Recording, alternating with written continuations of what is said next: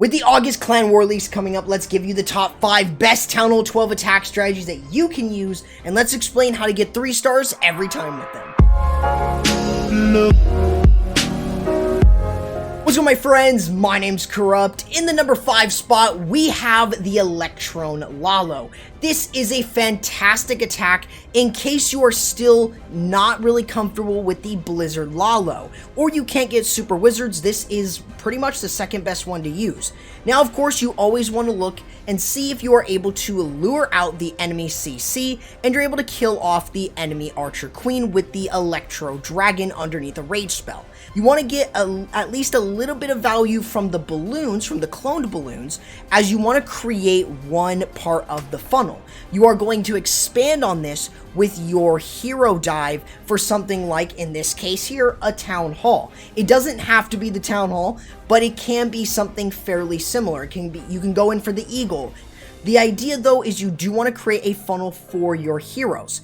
That way they go in a specific area. In this case, you are expanding on that electron with your heroes. So you can use something like the Ice Golem to tank a little bit. You can have maybe some of the sneaky goblins do a little bit extra damage. But the main goal here is to have your heroes get rid of the town hall. That is why the Sui hero was chosen in this area. Now at this point, you have perfect L-shaped pathing going through here. You will notice that he's starting the Lavaloon portion. How you look at the Lavaloon portion is this is your first group. Then the second group is going to be going in towards another area. So you've got this one here. This is your first. Then this is your second. Then your next one is going in here. This is your third one. That's how you want to consider it. Each of them are going into different areas of the base to clump together. Now, you should be using the haste spells to get to defenses like the wizard towers, air defenses, multi-target infernos, and you do want to use your Grand Warden ability as you're able to start moving your way through the rest of the base, especially if there is a core multi-target inferno. The biggest deal that you want to be able to make is as you get back onto the back end side, did you get enough value from your Electron and your heroes? Sometimes it might not be the case. In this case, you've got a wizard tower and a Tesla farm. This can play a huge role on defense, so it's something to be very careful about, having spells still left over. So spell management is very important, but the idea in this case is even though the attacker is going to lose a lot of balloons at this back end spot with the skeleton traps and the Teslas, he's still able to make his way through. One of the biggest tips I have for you guys is make sure to use your minions as soon as you can. You don't want to time fail, and this is one way to avoid that specific case. You can still get fairly easy triples with the use of this attack, but it does take a lot of time to master the Lavaloon portion. There's another air attack that's even easier than this one. In the number 4 spot, we have the Zap Dragons. This is by far a great option if you're still new to dragons. Now, this can be used in a plethora of different ways. First and foremost, the lightning. You're going to use the lightning on stuff like air defenses, but if you can get rid of things like the multi-target infernos, that can actually help quite a bit. So using 2 lightning and 1 earthquake on air defenses and 4 lightning and 1 earthquake on air defenses and multi-infernos, that can net you a large amount of value. The main idea here is to create 2 sides of the funnel after your lightning spells. In this specific case, we've got the E-Drag and the heroes creating 2 different sides, easily pushing the dragons in for 1 final air defense and the multi-target inferno. You can use rocket balloons to get rid of another air defense if you want to use them to sort of pick off some buildings easily. That way you don't really need to worry about them anymore. So that does give you a little bit of an extra option. You could use the lightning spells in the core in case there is a multi-inferno in there for funneling purposes. Now, in this case here, you're going in, or the attacker here is going in away from the town hall. So using a battle blimp is undeniably the best choice. So being able to use the dragons and also having them move through. He has no spells for the dragons, keep this in mind, but he's got the Grand Warden ability to move all the way down. but having the dragon and balloons and maybe even some sneaky goblins, if you do not bring any spells, is the best choice. Now you could use the Stone Slammer as well. In case you're going right into the Town Hall, this is actually a fantastic choice that will get you to push your way through a little bit easier since you can control where the dragons are going with the Stone Slammer. So that is one of the reasons to why that this attack is very versatile. You don't always need a bunch of rage spells to support your dragons. Any sort of air attack works if there are like 3 ground only expos. That it should tell you that this is a great attack for the base. So those are things that you really do want to consider and think about, because this will really help your attack tenfold. Of course, the one major thing just to worry about is make sure that you create the funnel. Having the funnel with the E-Dragon, the heroes, is really nice, but one wrong move and you might have all your dragons or most of them go on the outside. Make sure they get to the eagle as soon as possible. Whether this be you get rid of it with your heroes or not, you want to get the eagle down as quickly as possible and still creating the funnel so you can move your dragons through all the way through. Now, of course, air is really strong, but what about ground? Let's go ahead and look at a different smash attack that you'll want to use at number 3. In the number 3 spot, we have the Super Witch Slap. This is a great army that you can use instead of a typical Super Witch Smash. Now, this one is a little bit different. The attacker here in this chose to go ahead and use the lightning spells and earthquake to get rid of an air defense. The main reason is because in this attack, you're using the super witches and healers, 2 on each side, to create the funnel on the outside of the base. You're not using this like a typical smash attack with a Grand Warden walk or a Queen walk. You're just using the super witches to create the funnel and your heroes moving themselves through. Now, if you enjoy all the content that I'm doing here on the channel, make sure to subscribe and ring the bell if you want to see more content like this for Town Hall 12 and Town Hall 13. Maybe bring a headhunter to take care of the enemy barbarian king, like what the attacker is doing here, to make it a little bit easier. Now, one of the biggest fails you're going to have early on is having all your troops start to go on the outside. Don't have this happen. Make sure that you're able to control them. And unfortunately, this will happen. The Barbarian King and some of the other troops and the Grand Warden are going to work themselves in the wrong direction. You do want to use a rage spell as you move into the Town Hall and possibly a poison, but you do want to make sure that you've got the Grand Warden ability as you move through the core.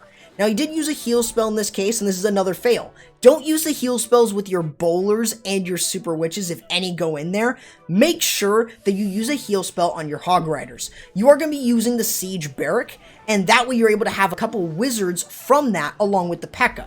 But you mainly have the hog riders from the CC. The idea is to use a heal spell with them to provide more value for the back end side of the base, not using a free spell. So even though a large amount of the troops did go on the outside, luckily this base has a large amount of buildings that you can reach from the outside. Since all these compartments are mostly open, it allows the super witches to continuously spawn big boys and keep them moving through. Even though he has a large amount of troops still left up, he's still able to get a triple. The main idea to not failing with this is just creating the funnel. Earlier on, this could have been a fail, but luckily he still had his super witches on either side, and he was still able to create a solid enough funnel and have enough momentum on the left side of the base to push through. That's really how you want to consider this attack, is to be able to move through with the super witches, as they can still hold their own versus multi-target infernos. And this is one such way to why super witches are so strong, and this is the more preferred super witch attack for me. However, there's of course an easier witch attack than super witches. In the number 2 spot, we have the Zap Bat Witch attack. This is another variation of the Zap Witches, but instead you've got bat spells.